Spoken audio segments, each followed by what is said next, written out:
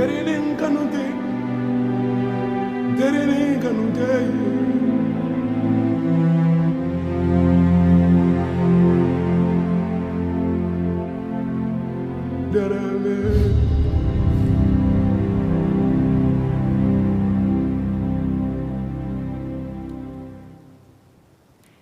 dass Sie dabei sind. Herzlich willkommen zu unserem 3. Erlebnistag von Chamäleon. Wir senden heute live aus dem Chamäleon-Haus hier in Berlin. Ich bin Katharina Port aus dem Marketing und ich begrüße alle, die schon mal mit Chamäleon gereist sind. Und ich begrüße alle, die ihre erste Chamäleon-Reise noch vor sich haben. Also alle anderen. Ich bin Ingo Lies und habe vor 25 Jahren Chamäleon gegründet. Ich freue mich sehr auf die nächste Stunde. Wir werden Sie im Chamäleon-Stil emotional unterhalten mit diesen Themen. Wann wird das Reisen wieder möglich sein? Was machen eigentlich die Reiseleiter und Reiseleiterinnen auf Kuba? Und wie geht es dort den 100-Jährigen? Und unsere brandneuen Europareisen nach Griechenland, Norwegen, Irland, Spanien und Italien. Was macht die so besonders? Apropos Spanien. Mein Sohn Liam wird live singen, und zwar Barcelona von George Ezra. Und zum Abschluss schalten wir nach Tansania zu Meschek. Und ich verrate Ihnen, wo ich übermorgen hinfliege. Jetzt zum Einstieg möchte ich Ihnen noch einen kleinen Rückblick geben, und zwar auf Weihnachten. Wir haben das letzte Jahr schon hinter uns gelassen, vor einer ganzen Weile, und ich bekomme zu Weihnachten immer sehr viele E-Mails, unter anderem von Otgo aus der Mongolei, die mir ganz besonders in Erinnerung geblieben ist.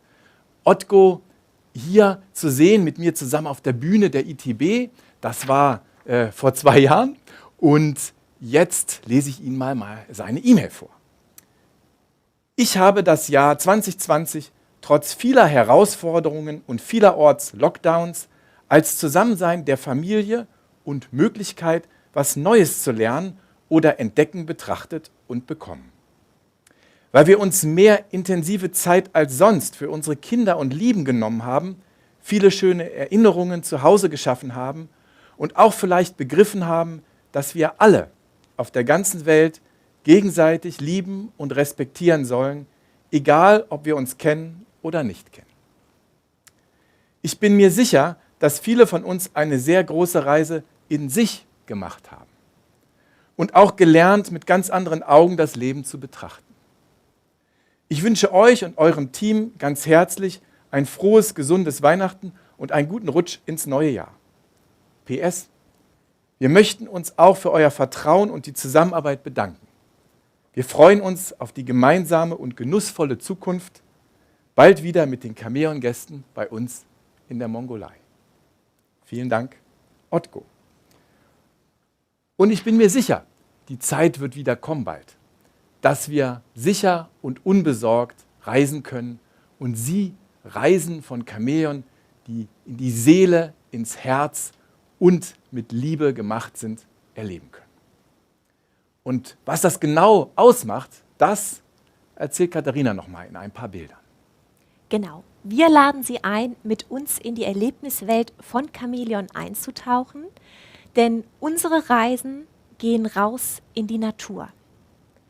Unsere Reisen führen Sie an magische Orte.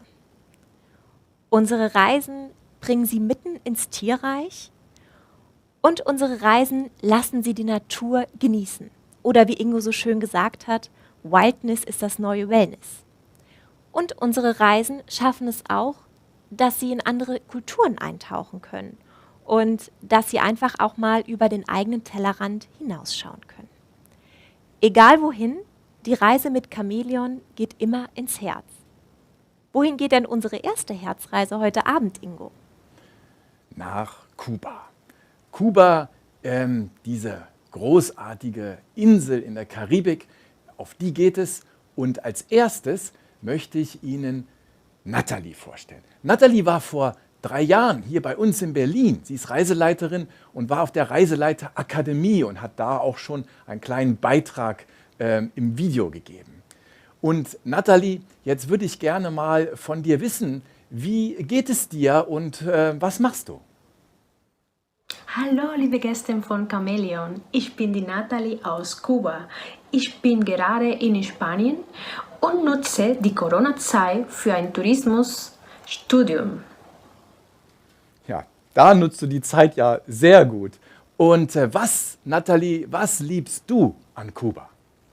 Die Fröhlichkeit der Menschen, die traumhaften Strände, die Musik, auf der Straße zu tanzen. Ja, das werde ich mal mit dir irgendwann machen, auf Kuba auf der Straße zu tanzen. Da freue ich mich schon sehr darauf. Und jetzt muss ich doch noch mal auf meinen Zettel gucken, was ich dir noch als nächste Frage stellen wollte. Ach natürlich, jetzt weiß ich es auch schon wieder. Wann möchtest du denn wieder nach Kuba? Im Sommer, natürlich. Wenn Chamäleons wiederkommen, dann können wir Salsa tanzen, also Vitamin R trinken. Wissen Sie nicht, was Vitamin R ist? Ja klar, die beste Medizin der Welt. Ich meine, Havana Club Rum oder Santiago de Cuba Rum, die schmecken wunderbar. Das habe ich mir schon gedacht und deswegen habe ich auch eine Flasche rum mitgebracht und wir stoßen jetzt mal an auf dich, Nathalie. Prost, Prost Katharina. auf dich, Nathalie. Auf dich, auf ein Wiedersehen auf den Straßen Kubas beim Tanzen. Cheers. Wunderbar. Ich stelle das mal kurz ab hier. Ich habe noch eine Frage an dich, Nathalie, zum Abschluss. Und zwar, was du an deiner Arbeit als Reiseleiterin liebst. Ich mag am liebsten als Reiseleiterin, dass ich meine magische Insel mit viel Überraschungen die Gästen zeigen darf. Ich liebe auch die Anpassungsfähigkeit der Gäste wie ein Chamäleon selbst. Und ich lerne immer viel von jeder Gruppe. Tschüss! Tschüss, Nathalie. Vielen Dank für diesen Austausch und deinen Input für unsere Gäste. Jetzt möchte ich Ihnen als nächstes Tobias Hauser vorstellen. Ein guter Freund von mir. Kuba ist seine zweite Heimat. Er ist Fotograf, er ist Geschichtenerzähler, er ist Multivisionskünstler. Und seine besten Fotos, die haben wir jetzt in einer 2-minütigen Collage zusammengesetzt. Viel Spaß mit den schönsten Bildern von Tobias aus Kuba.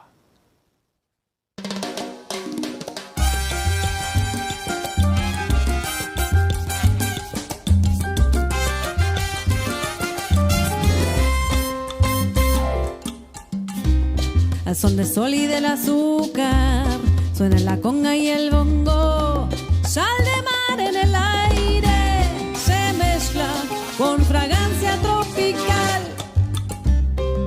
Haz el camino caminando, marca el camino con tus pasos. Toma la noche nostalgia, tabaco, rumba y el ron.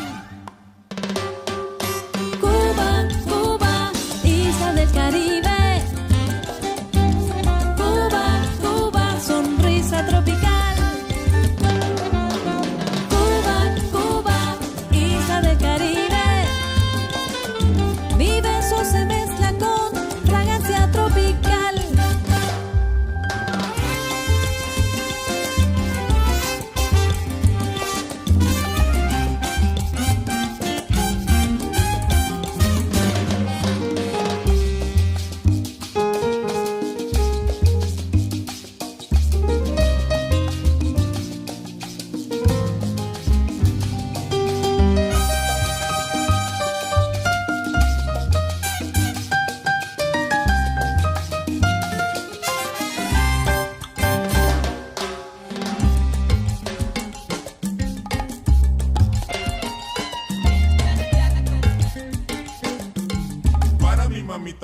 está mi bombón.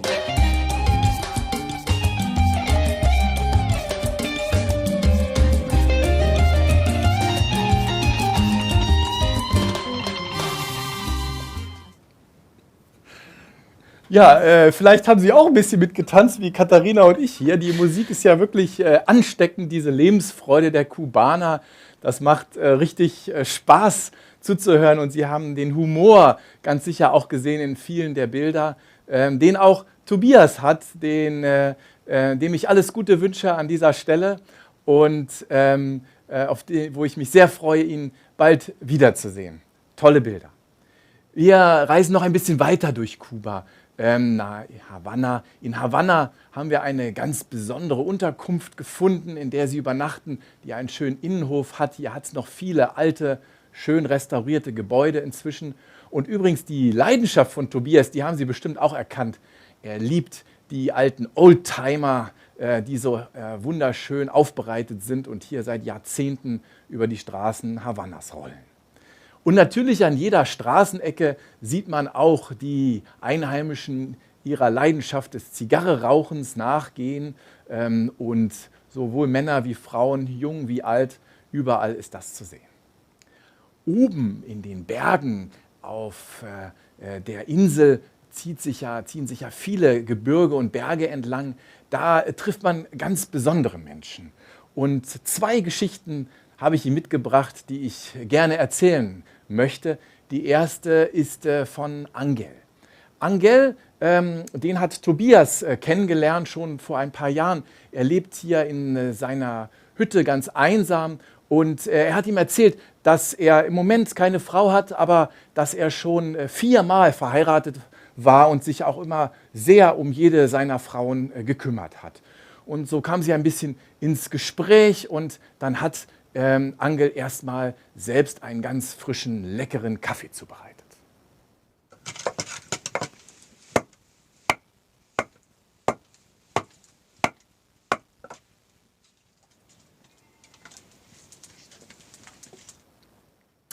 Und als sich Tobias dann von ihm verabschiedet hat, da hat er ihn noch gefragt, ob er ihm irgendetwas mitbringen kann. Beim nächsten Mal, in einem Jahr, wollte er wieder hin und ihn nochmal besuchen. Und ob er irgendetwas dringend benötigt.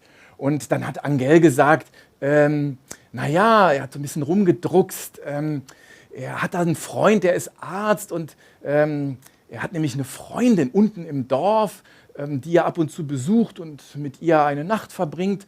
Und er hat gehört von seinem Freund, der eben Arzt sei, dass er ist ja nicht mehr so der Allerjüngste, dass es da Hilfe gibt. Und Tobias dachte auf einmal, wovon spricht er denn? Meinst du Viagra? Und sagte, ja, genau, das hat er gesagt. Viagra hieß es. Und ja, vielleicht kannst du mir das bei deinem nächsten Besuch mitbringen. Okay. Und dann kam Tobias ein Jahr später wieder und hat sich mit Angel unterhalten, denn er ist auch Revolutionär. Er kannte Fidel Castro und Che Guevara. Und da hat er ihn als erstes mal gefragt und hat für die Revolution gekämpft. Und hat ihn als erstes gefragt, wie es denn zu der Zeit damals hier oben in den Bergen aussah. Muy mala, muy mala. No había desenvolvimiento de dinero ni de nada. Aquello era muy riguroso. Al decirle que no, yo me ponía, la única ropa que yo tenía era un bombacho y un puro bolsito y un par de zapaticos cuando iba a salir. Muy malo, muy mala situación para nosotros llegar a abrir finca aquí. Okay, das waren sehr harte Zeiten, kann man sich vorstellen. Und Angel, war denn Fidel Castro und Che Guevara auch mal bei dir zu Hause? Sí, cómo no, los dos. Sí, Raúl también. Raúl Castro also auch. Und was denkst du über Fidel und Raúl Castro? Bueno, yo le voy a decir la verdad, ahí hay una excelencia. Digo, para mi concepto, lo que puedo decir, que seres mejores que eso en el mundo debe haber bien poco. Porque ellos para sí nada quieren. Ellos lo quieren todo para el pueblo, que es lo que más luchan ellos. Y todo el bienestar es para el pueblo. Y si hemos llegado a convivir mejor aquí, se debe a la lucha cotidiana de ellos. Han luchado mucho por nosotros. Sehr interessant. Und wie denkst du über Che Guevara? El Che dicen que se murió, pero él nunca muere, porque él siempre está en el corazón de nuestros cubanos, porque todo cubano tiene que sentir mucho por él, vaya, y no solo el cubano, en el mundo. Mit Angel könnte man Tage verbringen und seine spannenden Geschichten lauschen. Zum Abschluss hat Tobias ihm dann noch sein Geschenk überreicht. Sie erinnern sich, eine Packung Viagra. Schauen Sie mal, was er dazu gesagt hat. Esto es Viagra. Ajá, Oca, esa es la cosa. Concho, 1.000.000 de gracias, padre, 1.000.000 de gracias. Concho, muy bueno, muy bueno. Esto es bueno. Man sieht, wie er sich über das Geschenk gefreut hat. Und am lustigsten finde ich aber seine Erklärung, wie Viagra Männern helfen kann. Porque cuando usted quiere una persona para usted, para sí, y usted ve otra cosa rondando, ya hay duda, y la duda lo hace perder. Pero esto no entiende de duda. Con la duda que haya, esto está completo, no importa. Esto es un amigo muy fuerte, muy bueno, ese. Angel ist schon so ein kleiner Casanova. Aber am liebsten möchte er sein ganzes Leben noch weiterhin hier oben in den Bergen verbringen. Da ist er glücklich. Und sie sind auch wunderschön. Wer könnte das nicht verstehen? Diese Bergregionen hier auf dem Inselinneren, die Sie natürlich auch auf Kuba-Reisen kennenlernen. Ein paar 100 Kilometer weiter südlich, da spielt jetzt die zweite Geschichte. Und ich habe ja vorhin von den 100-Jährigen erzählt. Und da gibt es ein Ehepaar, was seit über 80 Jahren in einer Hütte lebt, ohne fließend Wasser, ohne Strom. Und die beiden haben auch eine ganz besondere Lebensgeschichte. Als erstes möchte ich mal gerne von Ihnen wissen, seit wann Sie verheiratet sind und wie viele Kinder Sie haben. En febrero del año 45. Entonces, al año 46, tuve los primeros Imaguas, hembra y varón. Y el año 47, los otros dos. Los otros dos, después de los dos primeros, fue a los 2 años de eso. Entonces, tuve esos otros dos. Y después tuve otra barriga de una hembra. Y después me demoré como 3 años sin tener más ninguno. Tuve esa otra barriga de la hembra y el varón. 4-mal haben die beiden also Zwillinge bekommen. Da wollte Tobias natürlich von Ihnen wissen, was denn das Geheimnis ist, um Zwillinge zu bekommen. Haciéndose gracioso.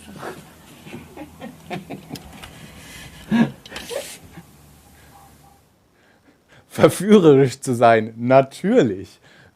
Und was ist dein Geheimnis, Venancio? Jugando. Spielen. Jetzt kennen Sie das Geheimnis, falls Sie sich Zwillinge wünschen. Und die beiden sind ja nun seit über 70 Jahren verheiratet.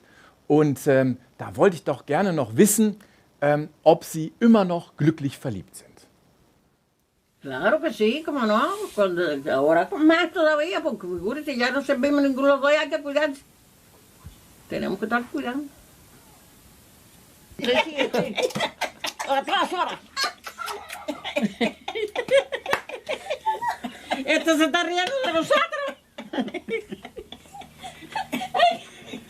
Se está riendo de nosotros, ya.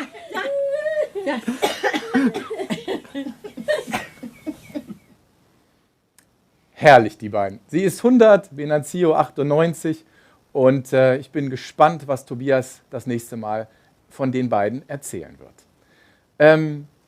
reisen wir noch ein bisschen weiter. Sie hat also noch nie, ach nein, Entschuldigung, ich habe noch einen Film vergessen. Ich habe noch eine Frage, nämlich ob Juana schon mal das Meer gesehen hat. ¿Qué? El mar. ¿Eh? El mar. ¿El mar? No, nunca lo he visto. De aquí, de arriba de las lomas esas, de esa sierra que es donde yo trabajaba, ahí arriba esa sierra, tumbando leña para abajo con mi padre. Ahí. Entonces miraba para afuera y veía el mar. Eso sí, las veces que he visto el mar. De aquí de arriba la sierra esa. Unglaublich. Leben 100 Jahre und haben noch nie das Meer gesehen. Die beiden hier, obwohl es so weit entfernt gar nicht ist. Ein ganz anderes Leben. Das ist Santiago, hier im Süden Kubas, eine der schönsten Städte, die natürlich am Meer liegt. Und ganz in der Nähe gibt es wunderschöne Strände, auf denen unsere Reisen dann oft enden. Es gibt ja verschiedene Programme, die wir anbieten. Und man kann natürlich auch gerne noch länger bleiben, solange man möchte, um diese Strände und das Meer, das warme Wasser zu genießen. Ich glaube, das vermissen wir schon, auch wenn es gerade herrlich ist mit dem Schnee. Auch mir geht es so, Schlittschuhfahren, Schlittenfahren, was man so machen kann, ist schon toll. Aber ich vermisse auch das Meer. Es geht dann zum Abschluss jetzt von Kuba noch ein bisschen einfach genießen, diese Eindrücke, die Träume, die können Sie nachher mit ins Bett nehmen. Und die Seele, die Liebe, das Herz von Cameon, die gibt es nicht nur auf Kuba, sondern eben auch überall auf der Welt, so auch in Europa bei unseren neuen Reisen, Katharina. Ja, ich freue mich jetzt sehr, Sie mitnehmen zu dürfen auf eine Reise durch durch Europa. Kuba waren wir ja gerade. Insgesamt haben wir 15 Europareisen ganz neu für Sie mit im Programm. 5 davon möchten wir Ihnen heute einmal kurz vorstellen. Und wenn wir verreisen, dann tun wir das in kleinen Gruppen. Unsere magische Zahl lautet da 12. Wir nehmen nie mehr als 12 Personen mit, denn genau das ist eben auch unser Geheimnis für das ganz nah rankommen und hautnah erleben. Und das Schöne ist, wir geben Ihnen die garantierte Durchführung. Jede Reise findet statt. Und egal wohin Sie mit uns reisen, ob Kuba oder eine Reise nach Europa, wir setzen in Ihrem Namen 100 Quadratmeter primären Regenwald in Ecuador unter Naturschutz. Und mit den Reiseunterlagen, mit dem Seele-Liebe-Herz-Paket, da bekommen Sie dann natürlich auch Ihre persönliche Regenwald-Zertifikatsnummer. Und in Ecuador, da gibt es noch eine ganz besondere Frau, oder Ingo? Ganz genau, das ist Nemonte Nikino. Sie ist auch sehr bekannt, seit 15 Jahren mit Alfonso befreundet. Alfonso ist mein Partner, er ist der Inhaber unserer Partneragentur in Ecuador und mit ihm zusammen habe ich unsere Rainforest Foundation in Ecuador gegründet. Und er kennt sie schon lange. Sie ist Huarino, sie lebt im Regenwaldgebiet und schon als Kind hat sie davon gesprochen, dass sie Angst davor hat, dass ihr Zuhause kaputt gehen wird. Und mit Zuhause meint sie den Regenwald. Sie ist Autodidaktin, sie hat gelernt von den Dorfältesten und sie hat eine Stiftung gegründet, die Saibo-Stiftung. Und im Namen dieser Stiftung hat sie gegen die ecuadorianische Regierung geklagt, dass ihr Land geschützt bleibt und nicht den Ölförderfirmen zur Verfügung gestellt wird oder an diese verkauft wird. Und sie hat Recht bekommen im letzten Jahr vor dem Gericht, was übrigens auch zeigt, wie unabhängig die Gerichte in Ecuador sind, finde ich großartig. Das ist ein Präzedenzfall. 200.000 Hektar Regenwald wurden auf den Namen der Stiftung und für die Huarina-Indianer sozusagen unter Naturschutz gestellt. Und ich hoffe sehr, dass das Schule machen wird, dieses Beispiel, dass Einheimische und auch Stiftungen, wie wir sie betreiben, dazu beitragen können, dass der Regenwald für immer unter Naturschutz gestellt wird und sich dann langsam auch wieder ausbreitet. Und jetzt geht es aber wirklich nach Europa, und zwar als erstes nach Griechenland, Katharina. Genau, wir fliegen von Deutschland nach Athen. Zurück geht die Reise von Thessaloniki. Und wir haben im Übrigen auf all unseren 15 Europareisen Direktflüge mit der Lufthansa für Sie explodiert. Und wir starten unsere Reise durch Griechenland in Athen, die pulsierende Metropole. Und hier finde ich ja einfach diesen Mix aus Antike und Moderne so ganz besonders. Hier ein absolut toller Blick auf das wahrscheinlich bekannteste Wahrzeichen der Stadt, die Akropolis. Ja, und was ich auch liebe, ist die griechische Küche. Hier sind wir zu Besuch bei Lena. Sie hat nämlich eine kleine Pension und heißt unsere Gäste willkommen. Neben vielen Leckereien zeigt sie uns dann auch ihr Kunsthandwerk am Webstuhl. Und mir ist auch schon zu Ohren gekommen, dass sie abends gerne mal ein Uso mit unseren Gästen trinkt. Hier sind wir zu Besuch auf einer Olivenfarm. Und auf einer Entdeckungstour mit dem Olivenfarmer lernen wir dann alles über den Anbau und die Herstellung des flüssigen Goldes. So wird nämlich hier das Olivenöl genannt. Und natürlich darf dann hier auch probiert werden. Dann geht es weiter. Wir reisen zum UNESCO-Weltkulturerbe nach Delphi. Und hier ein weiteres Highlight, die schwebenden Klöster von Meteora. Wahnsinn, mitten im Gebirge auf einem mächtigen Sandfelsen gebaut. Da frage ich mich wirklich, wie haben die Mönche es im 14. Jahrhundert geschafft, das ganze Baumaterial nach oben zu bringen? Heute führen hier natürlich gute Wege und Treppen hin. Ja, und dann geht es weiter mit der Panoramafahrt durch die märchenhafte Landschaft in der Nähe von der Vico-Schlucht. Und hier gibt es sie noch, die ganz kleinen ursprünglichen Dörfer. Und die besuchen wir natürlich und da werden Sie nochmal ein ganz anderes Griechenland zu sehen bekommen. Tja, und dass es Wildlife auch in Europa gibt, das habe ich Ihnen beim letzten Livestream schon gezeigt. Und hier besuchen wir eine Tierschutzorganisation, die sich vor allem für Wölfe und Bären einsetzt, die ihren natürlichen Lebensraum aufgrund der Menschen verloren haben. Und ja, zum Ausklingen der Reise geht es dann nach Thessaloniki. Hier können Sie die griechische Straßenmusik und vor allen Dingen auch das leckere Essen in der Taverne genießen und die Reise ausklingen lassen. Dann heißt es Buenos Dias, Spanien. Unsere 10-tägige Reise Alhambra führt Sie durch die Highlights von Andalusien. Unsere Reise startet in Malaga. Hier einen traumhaften Blick auf den Hafen. Der soll im Übrigen auch einer der schönsten Spaniens sein und lädt natürlich auch wunderbar zum Flanieren am Abend ein. Auf dem Weg nach Granada besuchen wir hier das Naturschutzgebiet El Torca, mitten in den Sandstein eingebettet. Und wenn wir dann in Granada angekommen sind, dann begrüßt uns hier die beeindruckende Alhambra. Und wie ich finde, ein traumhaftes Bild, hier malerisch gelegen vor der Kulisse der Sierra Nevada. Ja, und wenn wir da sind, besuchen wir natürlich auch die Alhambra mit ihren schönen Palästen und Gärten.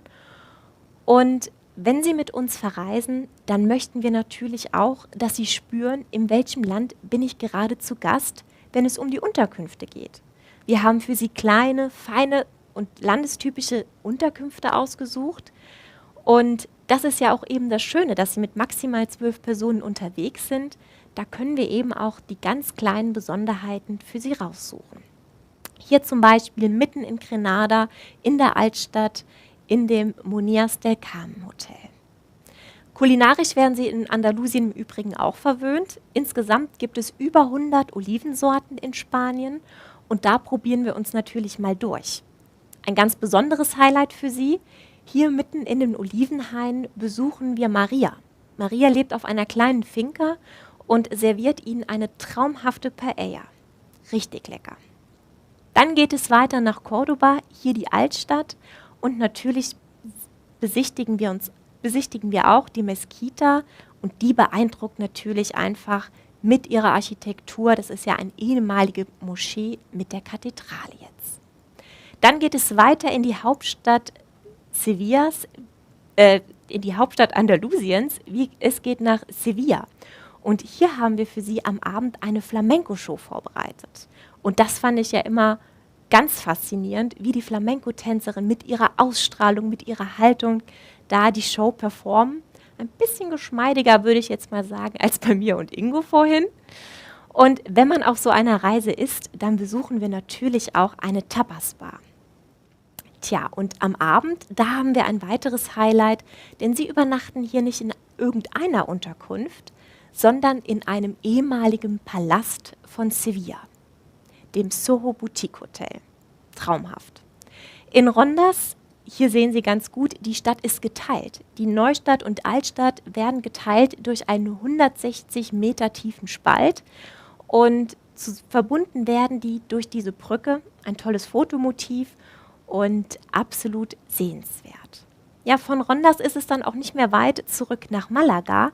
Hier lassen wir die Reise ausklingen mit dieser traumhaften Aussicht auf die Kathedrale direkt von der Dachterrasse unseres Hotels. Und apropos Spanien, Ingo, da hatten wir doch noch eine Überraschung für Sie heute Abend vorbereitet. Absolut, denn es gibt ja noch eine zweite Reise durch Spanien, nämlich durch den Norden Spaniens. Von Santiago de Compostela durch den Norden Spaniens, Teile des Jakobswegs entlang bis nach Barcelona. Und das ist das Stichwort für Liam, der Ihnen jetzt Barcelona von George Ezra live singen wird. Und dahinter laufen Bilder aus dem Norden Spaniens. Viel Spaß!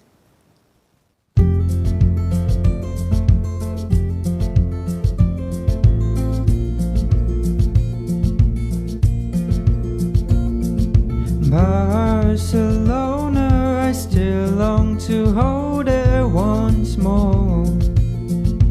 Oh, my boots of leather from Europe I gather you know. No, and every time you have to go, shut my eyes and you know I'll be lying right by your side in Barcelona.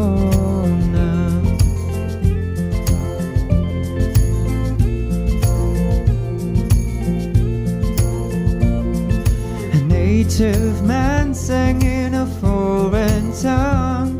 I still like to know the song that he sung, Barcelona.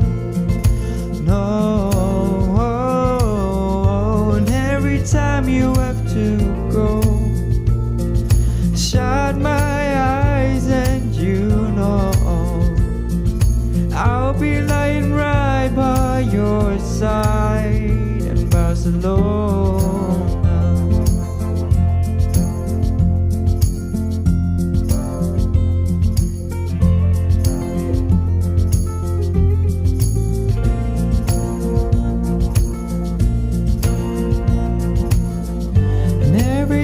You have to go, shut my eyes and you know I'll be lying right by your side in Barcelona.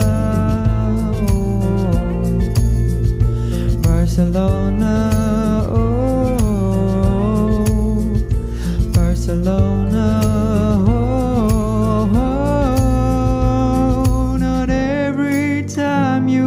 To go, shut my mind and you know I'll be lying right by your side in Barcelona.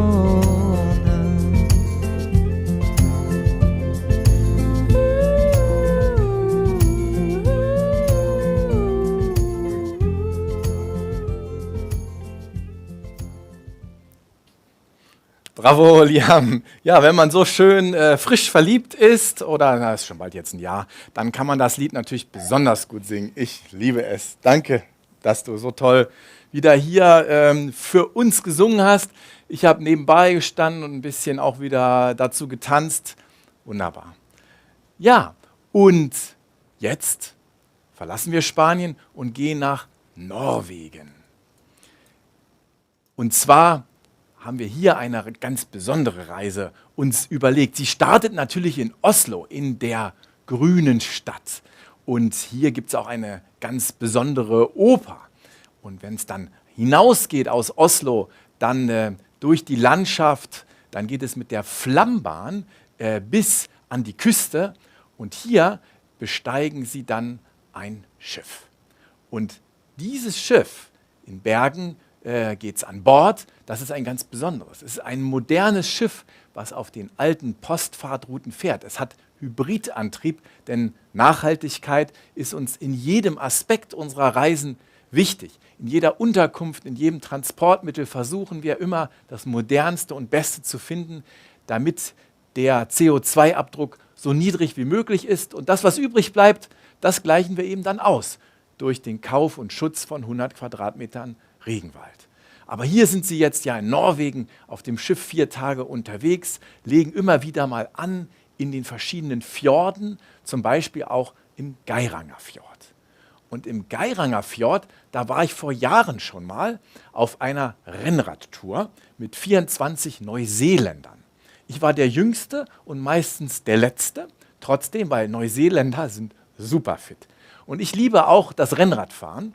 Und insofern hat mir die Tour sehr viel Spaß gemacht.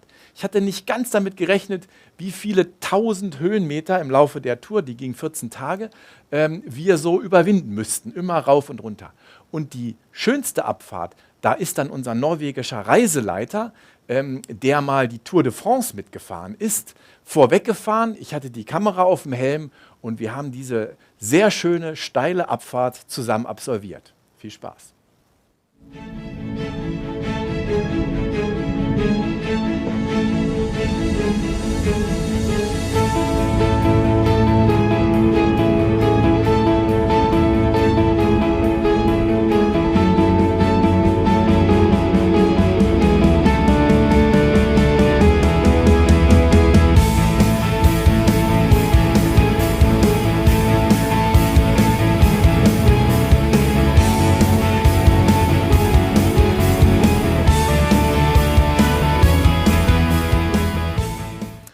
Ja, das war eine ganz besondere Geschichte, die ich nie vergessen werde, wie wir da runtergerast sind. Wir waren auf dem Schiff. Sie kommen dann weiter nach Trondheim, eine wunderschöne Stadt, hier eben auch direkt am Meer gelegen. Es geht weiter nach Norden. Sie überqueren den Polarkreis und kommen bis zu den Lofoten. Lofoten ist ja eine wunderschöne Inselgruppe hier oben im Norden Norwegens.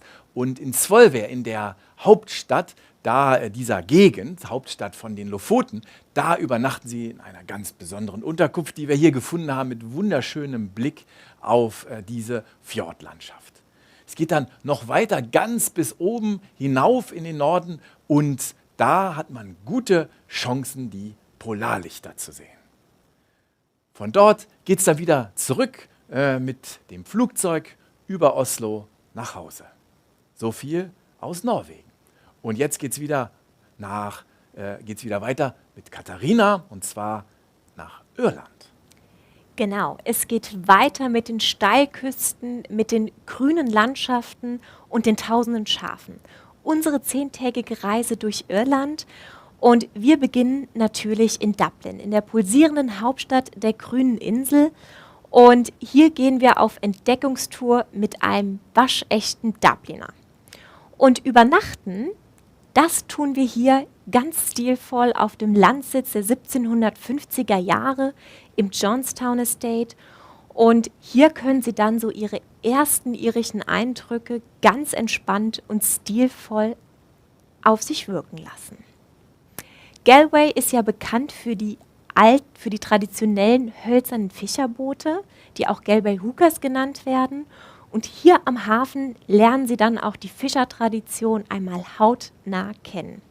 Dann geht es weiter in den Connemara Nationalpark und hier die Landschaften zählen zu den verlassensten und romantischsten Landschaften Irlands. Und wenn wir Glück haben und freie Sicht und gutes Wetter, dann können wir hier von der Bootstour aus die Cliffs of Moher sehen. 200 Meter hoch sind die, ragen aus dem Meer hinaus und sind natürlich ein absolutes Highlight. Hier auf dem Festland, da sind Sheila und Christy zu Hause. Und die heißen uns herzlich willkommen. Und die beiden brennen total für irische Musik und die teilen auch gerne ihre Leidenschaft mit uns bei einem Gläschen Wein am Abend. Dann auf der Dingle-Halbinsel, da besuchen wir einen Schaffarmer, der uns ganz herzlich begrüßt. Und eins kann ich Ihnen versichern, Sie werden reichlich flauschiger, kuscheliger Schafe zu sehen bekommen. Ich hätte am liebsten direkt eins mitgenommen. Hier besuchen wir das Bantry House, ein Ahnensitz des Grafen von Bantry, und ein ansässiges Familienmitglied wird uns hier willkommen heißen und sein Zuhause zeigen. Hier können Sie gespannt sein auf echt lustige und spannende Geschichten, die er aus dem Nähkästchen erzählen wird. Ja, und wenn wir in Irland sind, dann werden wir natürlich auch die Kunst der Whisky-Destillation kennenlernen. Die wird ja hier schon seit Generationen betrieben und ist natürlich ein absolutes Muss. Auf dem Weg zurück nach Dublin, da besuchen wir Kilkenny, die Hauptstadt der Kunst in Irland. Und weil die eben so bekannt ist für ihre Kunst, besuchen wir hier auch 2 Künstler zu Hause. Tja, und dann sind wir wieder zurück in Dublin und hier können Sie dann noch die Lebensfreude der Dubliner genießen und die Reise ausklingen lassen. Und dann heißt es Bye bye Dublin und Buongiorno Bella Italia. Unsere 10-tägige Toskana-Rundreise führt Sie zu den Highlights in Italien und die Reise beginnt in der Welthauptstadt für Kunst in Florenz. Traumhaft schön die Stadt. Und weil die Stadt eben so bekannt ist für ihre Kunst, werden wir hier auch Giuseppe in seiner Kunstwerkstatt besuchen und bekommen hier auch schon die erste Einführung in die Mosaikkunst, die ja so bekannt ist für Italien. Ja, hier auch noch einen traumhaften Blick auf die Brücke Veggio. Und dann geht es auch schon weiter. Wir reisen in die mittelalterliche Stadt nach Siena. Für mich Mittelpunkt der Toskana und hier mitten auf dem Piazza del Campo. Und obwohl heute Karneval ist, wird hier gerade nicht gefeiert, sondern hier finden immer die bekannten Pferderennen statt. Und da wirft man sich auch gerne mal in Schale. Und dann geht es weiter in den Nationalpark an die Küste von der Toskana. Und auf dem Weg dorthin werden wir zahlreiche solche Häuser sehen. Und ich finde, es gibt einfach kein besseres Bild, was die Toskana beschreibt, als das hier. Für mich heißt Toskana Zypressen und am besten dann noch die Grillen am Abend, die so schön surren. Traumhaft.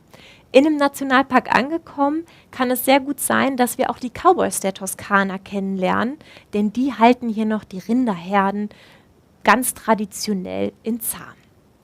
Wir gehen wandern auf der Halbinsel Monte Argentario und hier sind wirklich Sandfelsen, Pinienbäume und vor allen Dingen unberührte Natur unsere Wegweiser.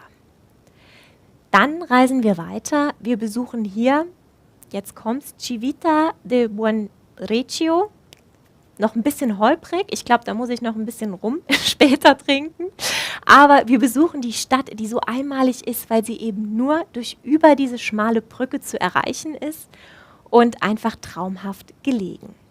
Hier sind wir auch zu Besuch auf einer Olivenfarm und neben natürlich dem Öl, was wir hier probieren, werden hier auch ganz tolle, köstliche italienische Leckereien serviert, wo man sich dann einfach mal durchprobieren kann. Tja, und dann führt uns der Weg in die ewige Stadt nach Rom. Und wenn Sie dann in Rom sind, müssen Sie natürlich auch das Kolosseum sehen. Das ist ein absolutes Muss. Ich kann Ihnen aber sagen, zum Glück haben Sie auch wieder hier Ihren einheimischen Reiseleiter mit dabei, der genau weiß, wo Sie am besten Pizza, Pasta, Gelati essen können und der Ihnen auch das geheime und unbekannte Rom zeigen wird. Denn genau das macht ja unsere Reisen so besonders. Ja, ich hoffe, wir konnten Ihnen schon ein paar gute Eindrücke geben, was für tolle Erlebnisse wir auf unseren Europareisen für Sie geplant haben. Und Ihre Sicherheit liegt uns natürlich am Herzen. Und genau deshalb, das ist uns wichtig, haben wir mit unseren Partnern weltweit ein umfassendes Gesundheitskonzept entworfen. Denn damit eben auch die Gäste, die jetzt gerade mit uns unterwegs sind, sicher und entspannt reisen können. Unser Sicherheitspaket verspricht Ihnen, dass Sie bis 30 Tage vor Abreise nochmal kostenfrei umbuchen können.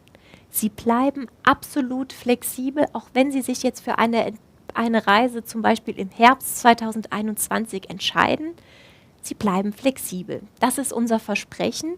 Und sollten Sie dann auch kurz vor der Reise oder nach der Reise an Corona erkranken, gar kein Problem. Denn wir haben für Sie die Versicherung, mit der Sie 100%ig abgesichert sind, sodass keine zusätzlichen Kosten auf Sie zukommen. Da können Sie voll auf uns vertrauen und ganz eifrig in die Reiseplanung gehen für Herbst. Ingo, wo könnte es denn noch hingehen? Es geht noch nach Tansania jetzt zum Abschluss. Aber eins sei noch gesagt, natürlich ist das Wichtigste, dass Sie alle gesund bleiben.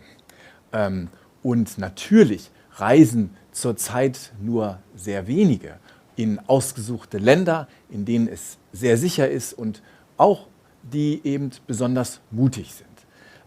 Wir werden immer wieder von unseren Reisegästen im Moment gefragt, ob sie unsere Reiseleiter und Reiseleiterinnen irgendwie unterstützen können. Und da sagen wir, ja, sehr gerne. Und zwar mit der Buchung einer Reise. Sei es in der zweiten Jahreshälfte diesen Jahres oder sei es auch im nächsten Jahr. Denn mit ihrer Anzahlung können wir dann auch Anzahlungen an unsere Partnerfirmen überall auf der Welt leisten und dann verteilt sich das Geld ein bisschen an alle. Und Ihres ist selbstverständlich zu 100% sicher, denn Sie haben den Sicherungsschein sowieso, so schwer die Zeiten sind. Uns geht es gut, wir haben genug Rücklagen gebildet, um auch durch dieses schwierige Jahr zu kommen. Wir haben das letzte Jahr gut gemeistert und werden auch dieses Jahr gut meistern. Und ich bin sicher, mit den fortschreitenden Impfungen, auch wenn wir ein paar Anlaufschwierigkeiten haben, wird es bald jedem, der eine Impfung haben möchte, möglich sein. Und dann ist das Reisen natürlich auch wieder in mehr oder weniger überall hin und auch mehr oder weniger für jeden möglich. Ich möchte Ihnen jetzt zum Abschluss, möchte ich Sie mitnehmen nach Tansania, als erstes zu Meshek. Meshek, mit dem war ich selbst schon mehrfach unterwegs. Er ist einer unserer Reiseleiter in Tansania. Meshek, wie geht es dir und wo bist du gerade? Mir geht es sehr gut und ich bin am Kilimanjaro-Region im Nordosten Tansanias. Und man sieht ja, Entschuldigung, ich war gerade kurz abgelenkt, und man sieht ja im Hintergrund schon, ich ahne es, was sieht man denn da, Meshek? Zeig es uns noch mal ein bisschen genauer. Im Hintergrund ist Kilimanjaro-Berg. Wie man sieht, der ist sehr frei heute und man sieht auch Gletscher. Ja, und leider werden die Gletscher wohl immer mehr verschwinden. Ich war 1996 im Gründungsjahr von Cameo mit der ersten Gruppe, die habe ich noch selbst geführt. Also die allererste ging nach Nepal und das war dann die zweite nach Tansania. Den Kilimanjaro bestiegen, da hatte er noch mehr Schnee. Damit müssen wir uns auch auseinandersetzen, selbstverständlich. Wenn ich sehe, wie wenig da jetzt noch drauf ist, dann zeigt das wieder, wie die Gletscher abschmelzen. Aber zurück zu Meshek. Und du warst ja jetzt schon vielfach, gerade in Tansania ist das Reisen eigentlich ziemlich gut möglich und seit September sind immer wieder Gäste hingereist. Und erzähl doch mal, was hat Ihnen denn am besten gefallen? Die Genusswanderung, diese Massen von Tieren mit ihren Kälbern und natürlich auch die Big Fives von sehr nah zu sehen, hat Gäste sehr gut gefallen. Ja, das kann ich mir vorstellen. Ich vermisse selbst auch die Safaris. Die sind ja immer wieder total spannend. Und was ist das Besondere für dich, Meshek, an den Reisen in Tansania?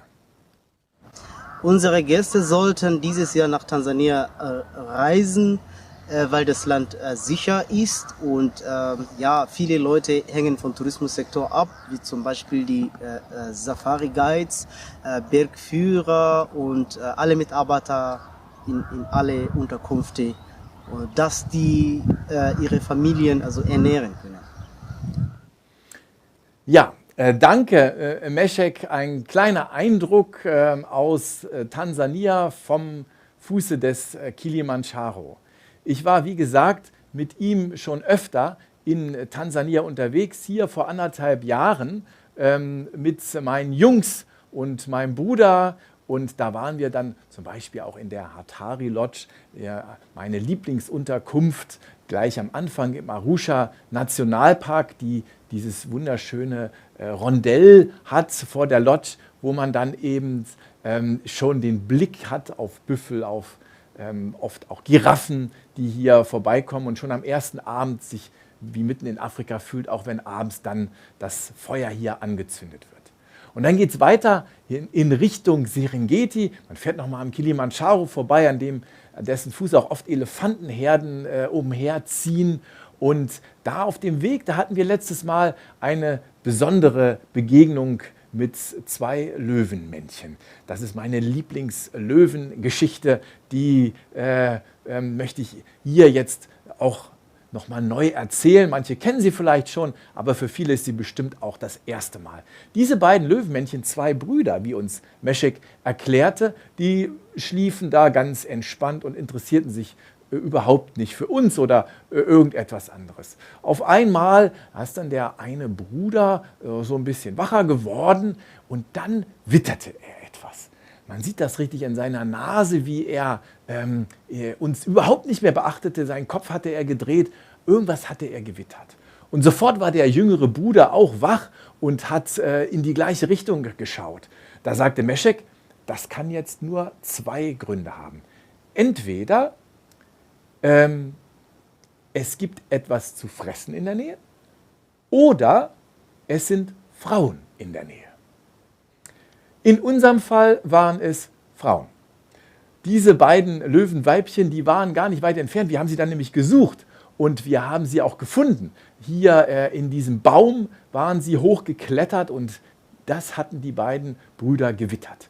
Und dann haben wir sie eine Weile beobachtet und auf einmal, das hatten wir gar nicht die ganze Zeit sehen können, kam ein kleines jungen Baby, ein Löwenbaby, hinter der einen Mutter zum Vorschein, kletterte den Baumstamm hinunter und setzte sich auf einen Felsen, bevor dann alle 3, die Mütter hinterher, im Busch verschwanden. Wir sind dann eben weiter in die Serengeti gefahren. Wir gucken hier gerade auf der Motorhaube die Karte der Serengeti an. Ein riesiger Nationalpark, in dem die Gnu-Herden umherziehen das ganze Jahr über. Und auf dem Weg dorthin haben wir noch einen Stopp gemacht in Karatu, im Mwema Street Children Center. Hier das ist ja eins unserer insgesamt 50 sozialen Projekte weltweit, die wir unterstützen. Und es ist in diesen Zeiten natürlich besonders schwer für uns, dafür Geld freizumachen. Umso dankbarer bin ich, dass wir im letzten Jahr über 200.000 € an Spenden von Ihnen, unseren Reisegästen, erhalten haben. Das hat gereicht, um alle Projekte zu versorgen mit dem Überlebensnotwendigen. Und dafür danke ich Ihnen sehr herzlich.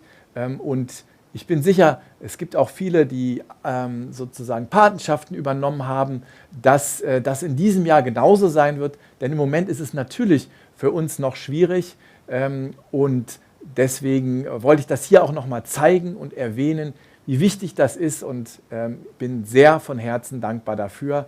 Hier, das war vor 1,5 Jahren bei der Eröffnung des neuen Mädchenhauses mit Jennifer, wo ich hier war. Und im Übrigen, die Reisebüros, die Katharina, die machen auch mit und unterstützen uns. Erzähl mal. Ja, denn Ihre Chamäleon-Reise können Sie natürlich auch bei Ihrem Reisebüro des Vertrauens buchen. Und wir waren ganz gerührt von der Unterstützung von den Reisebüros, die wir auch im letzten Jahr erfahren haben. Die haben aufgerufen zu spenden und da ist einiges zusammengekommen.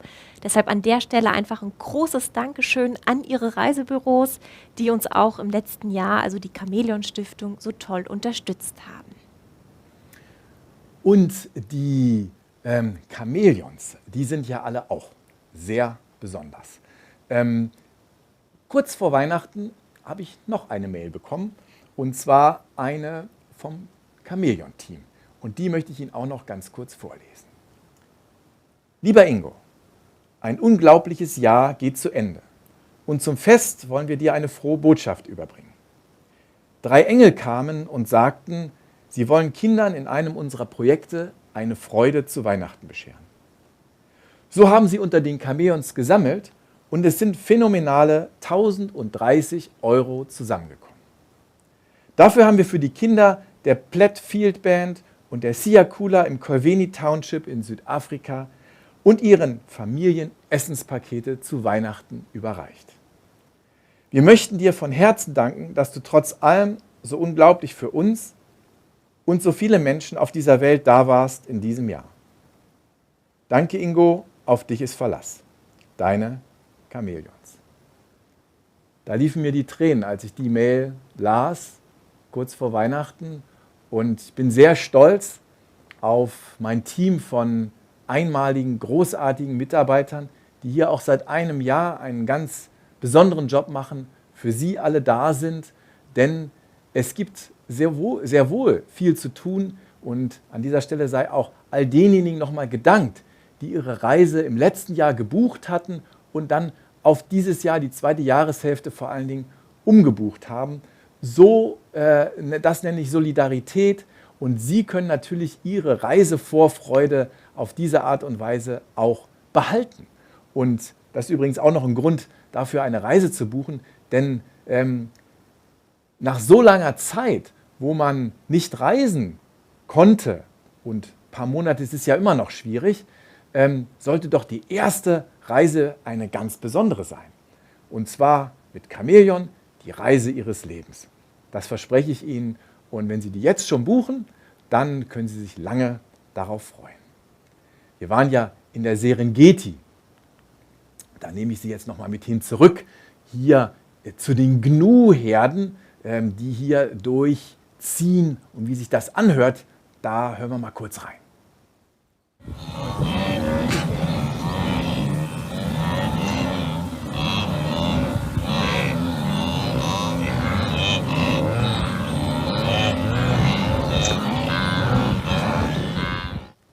Ja, das ist schon ein Getöse. Und das Schöne an Afrika sind ja die Sonnenuntergänge. Wenn langsam die Sonne untergeht am Horizont, hier ein ganz besonderes Bild, wo man noch, wenn Sie genau hinschauen, die Zunge der Giraffe in der untergehenden Sonne sehen kann.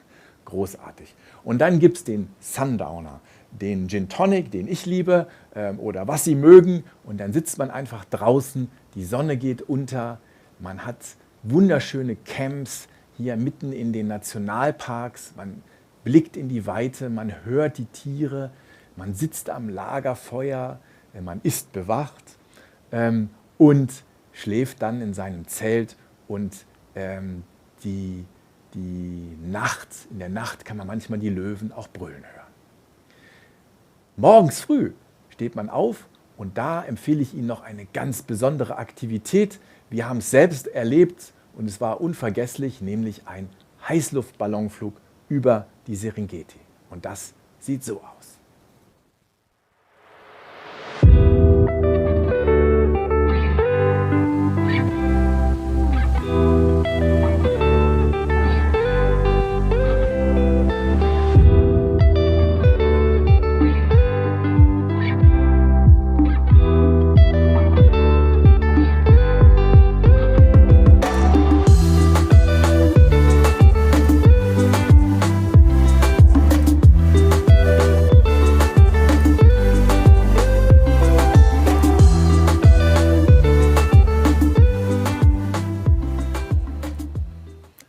Wunderbar, unvergesslich und sehr zu empfehlen. Man sieht von oben, hat man eben ja schon kurz gesehen, natürlich auch die Hippopools, zu denen sind wir dann hingefahren und das ist ja ein Getümmel, wenn hier hunderte Hippos direkt nebeneinander sich tagsüber abkühlen, immer wieder mal auftauchen, mit ihren Ohren wackeln, herrlich. Zum Abschluss nach Sansibar. Da übrigens fliege ich übermorgen hin. Ja, jetzt mache ich Sie ein bisschen neidisch. Das ist gewollt, denn ich würde mich sehr freuen, wenn Sie auch einmal hier ins Aqua kommen, eine ganz besondere Unterkunft. Und mein Partner Salim, der hat ein Video gemacht, wie es hier aussieht. Laufen Sie mit mir einmal durch Aqua.